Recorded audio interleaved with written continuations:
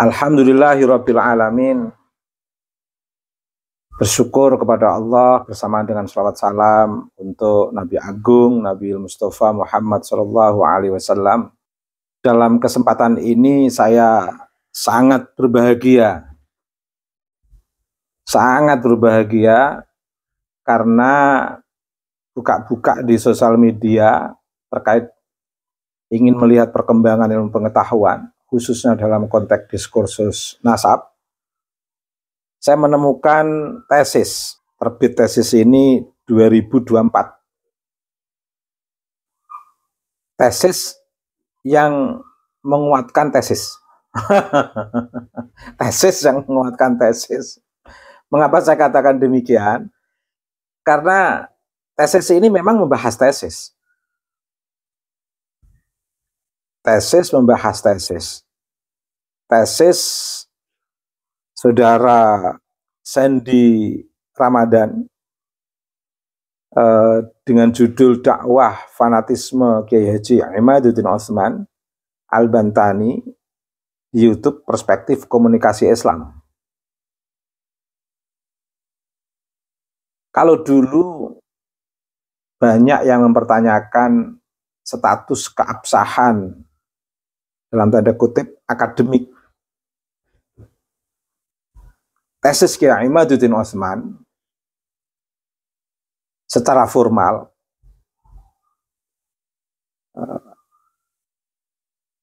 sekarang terjawab. Kalau dulu kan kita menjawab sebuah tesis dalam konteks pertanggungjawaban di ruang dialektik, di ruang diskursus. Kita masih bisa menggunakan dengan pendekatan filsafat.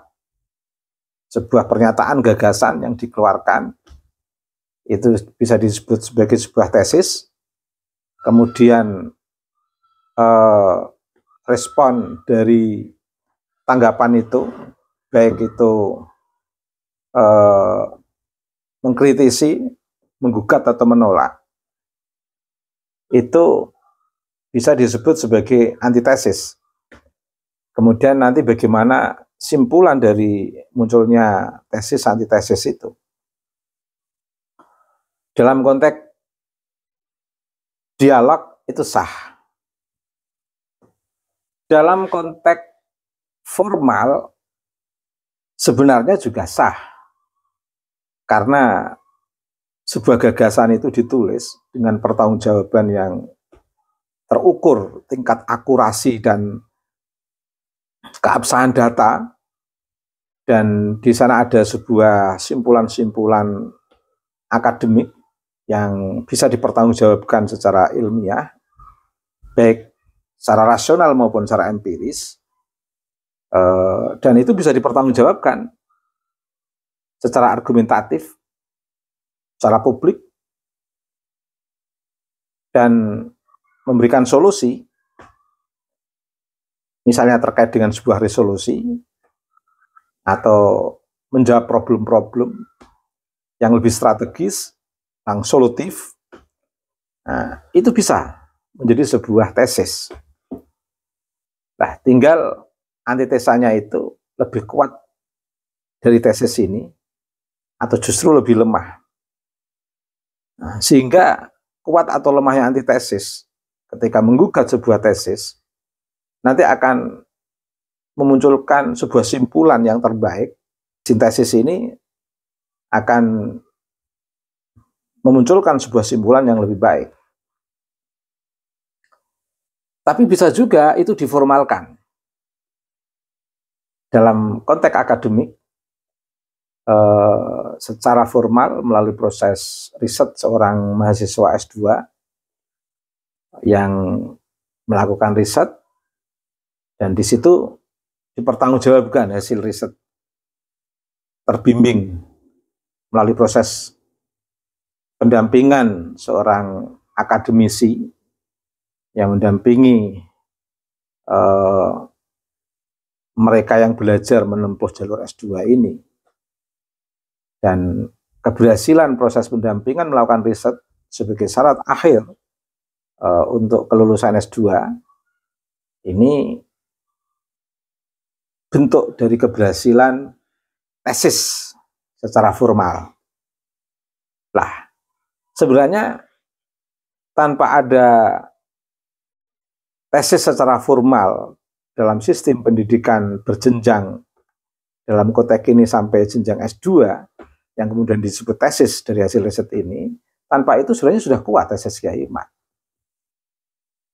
Tetapi dalam sebuah diskursus, itu jadi lebih menarik ketika dimunculkan karya baru yang terbimbing dalam jenjang formal pendidikan sampai tingkat S2 melalui proses riset yang kemudian disebut tugas akhir dari riset S2 ini yang kemudian disebut tesis, itu lebih bagus. Artinya di sini menjawab, bisa menjadi jawaban atas kegelisahan orang-orang tertentu yang tidak puas dengan istilah tesis yang dimunculkan di luar jenjang pendidikan formal. Nah, paling tidak dengan munculnya tesis ini, tesis mempertanggungjawabkan tesis. Nah, tesis S2 yang ditulis oleh Mas Sandy Romadhon ini mempertanggungjawabkan tesis Kiai Imad yang sebenarnya telah ramai terpublikasi dalam sebuah diskursus yang sangat seru antara Kiai Imad dengan mereka yang memberikan pembelaan terhadap nasab klan Ba'alwi yang konon paling absah, paling valid, sampai berani mengeluarkan buku sertifikat nasab. Tapi setelah ada tesis Kiai Imad, mereka keduduran, akhirnya pontang-panting ke sana kemari, nyari para pembela.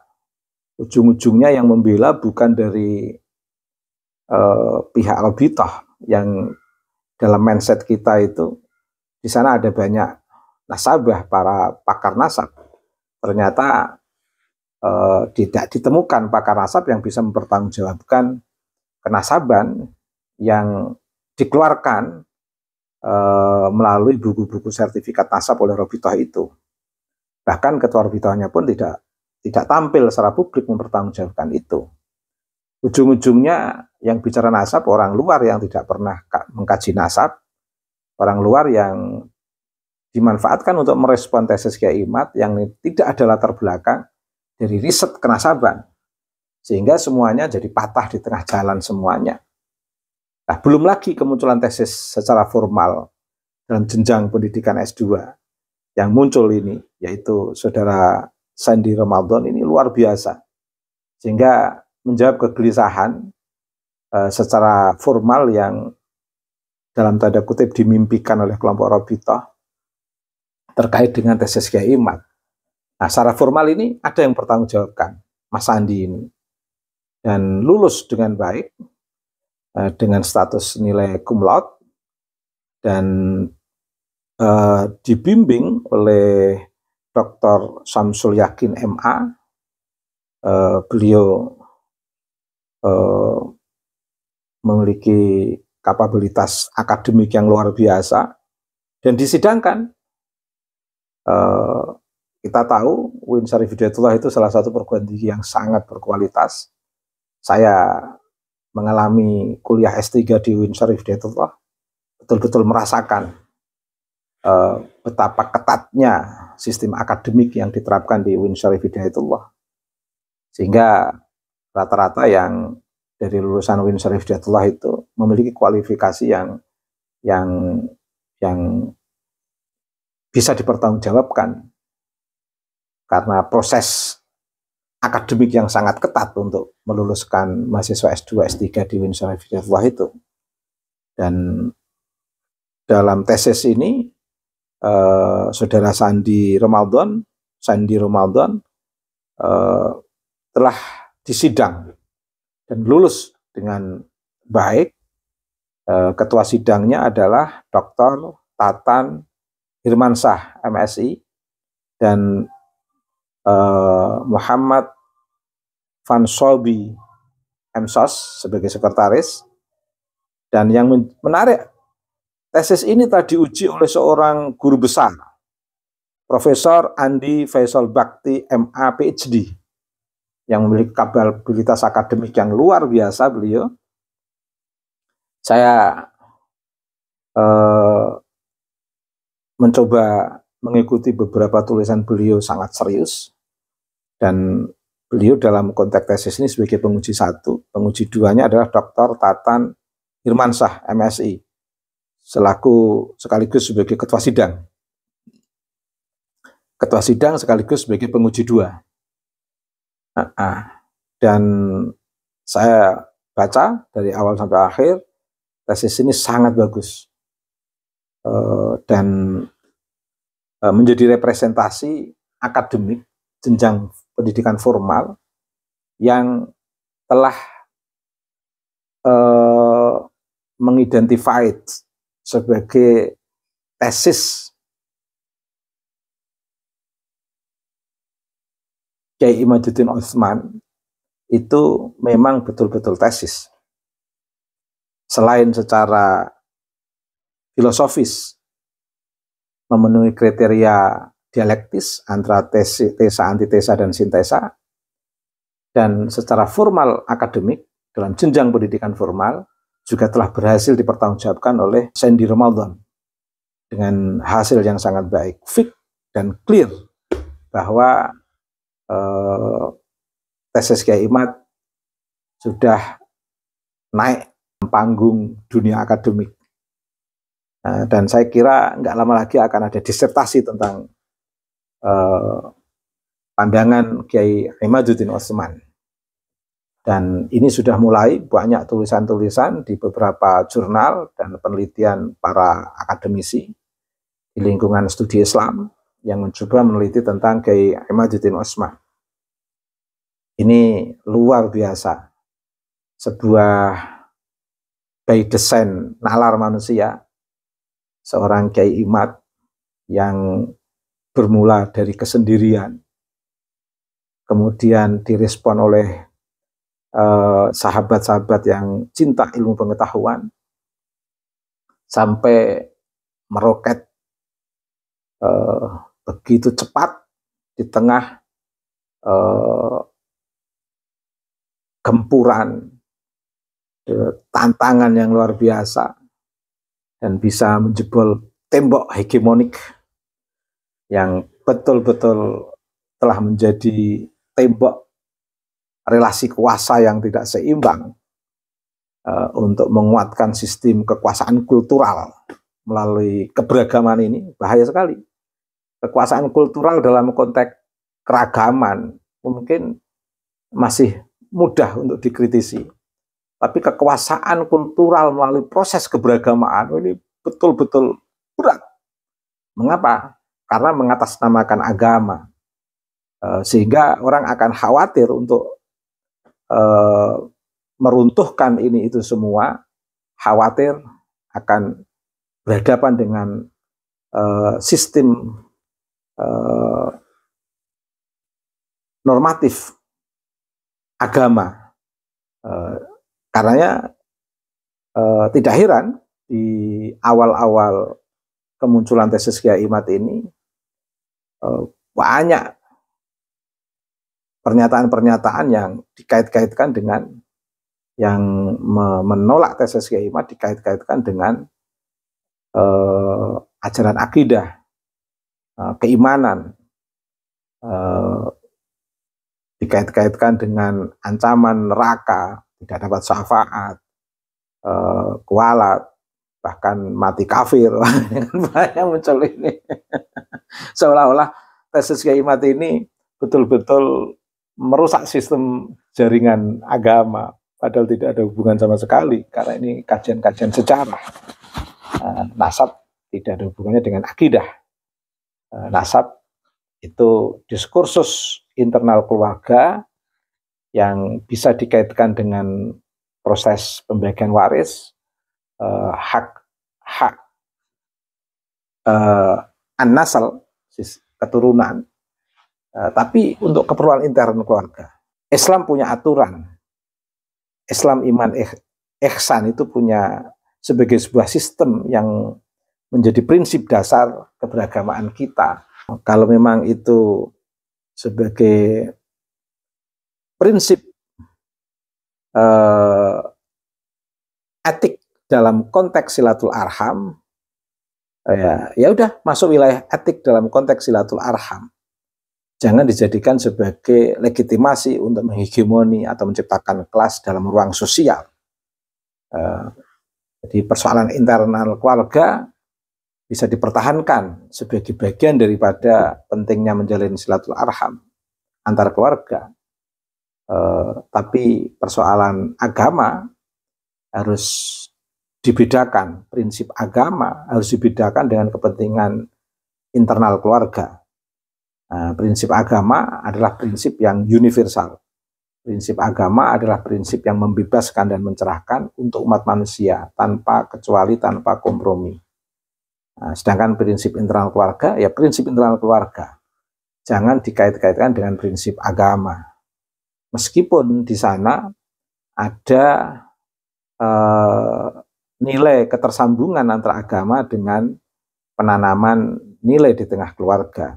Tapi jangan sampai sistem kekeluargaan itu mengganggu nilai keutamaan agama. Justru bagaimana nilai keutamaan agama itu bisa menarik relasi keutamaan dalam kekeluargaan sesuai dengan nilai-nilai keagamaan, tanpa harus menjadikan agama sebagai instrumen menguatkan ras atau rasisme keluarga. Ini kan kebalik.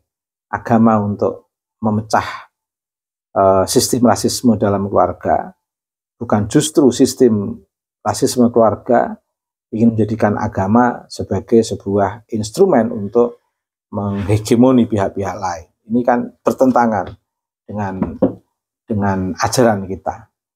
Agama Islam sebagai agama harus kita pahami sebagai prinsip ajaran yang rahmatan lil alamin, tanpa harus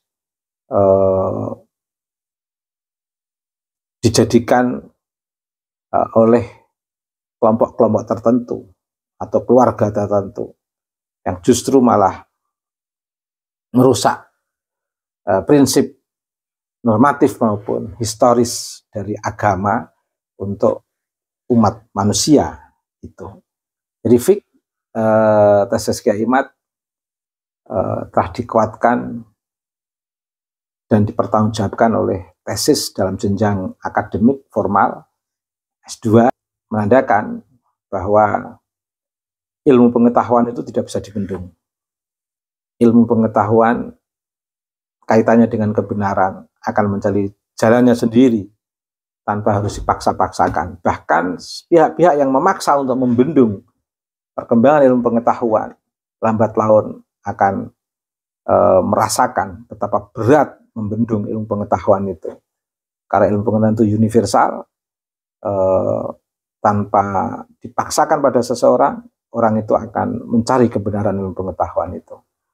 Sekali lagi, munculnya tesis ini selamat untuk Mas Sandy Ramadan dan sekaligus selamat untuk Kiai Imad. Sebuah pandangan yang membebaskan dan mencerahkan pasti akan mencari jalannya sendiri untuk menyelamatkan manusia dari hegemoni dan kekerasan-kekerasan verbal yang akan mengkooptasi sistem spiritualitas umat beragama. Terima kasih. Subhanakallahumma wa bihamdika mil'al mizan wa muntahal ilmi wa mablaghar ridha wa zinatal arsy. Asyhadu an la ilaha illa anta astaghfiruka wa atubu ilaika. Wa sallallahu ala sayyidina Muhammadin wa ala alihi wa sahbihi wa baraka wa sallama. Walhamdulillahi rabbil alamin. Wallahul muwaffiq ila aqwamit thariq. Wassalamu alaikum warahmatullahi wabarakatuh.